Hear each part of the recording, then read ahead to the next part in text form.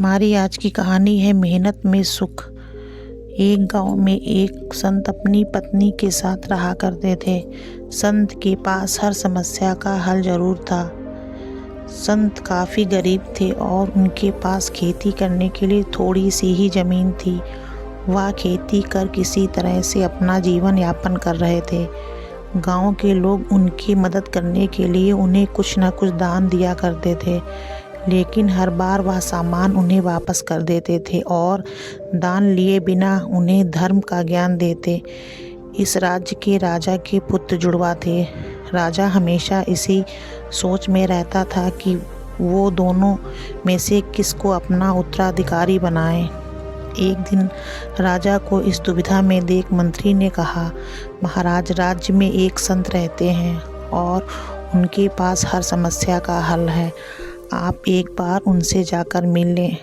मंत्री की बात मानते हुए राजा संत से मिलने पहुँचे और उन्हें अपनी समस्या बताई। राजा की बात सुन संत ने कहा, महाराज, उत्तराधिकारी चुनना बेहद ही सरल है। आप अपने उस पुत्र के ऊपर इस राज्य की जिम्मेदारी सौंपें जो मेहनती हो और राज्य की भलाई को सबसे पहले चुने। संत की बात सुन राजा की दुविधा दूर हो गई। राजमहल जाकर राजा ने मंत्री से कहा, संत के घर में सोने और चांदी के सिक्के और अन्य तरह की वस्तुएं भेजी जाएं। मंत्री ने सोने, चांदी और कई तरह की वस्तुएं भिजवा दी। इतना सारा सामान देख संत ने जब मंत्री से पूछा कि ये सब क्या है, तो मंत्री ने बताया कि ये सामान राजा ने भिजवाया है। संत ने सारा सामान वापस राजा के पास भेज दिया और अगले दिन राजमहल आकर राजा से कहा, मैं मेहनत करके धन कमाने में विश्वास रखता हूँ और आपके द्वारा दिया गया ये दान मुझे स्वीकार नहीं है।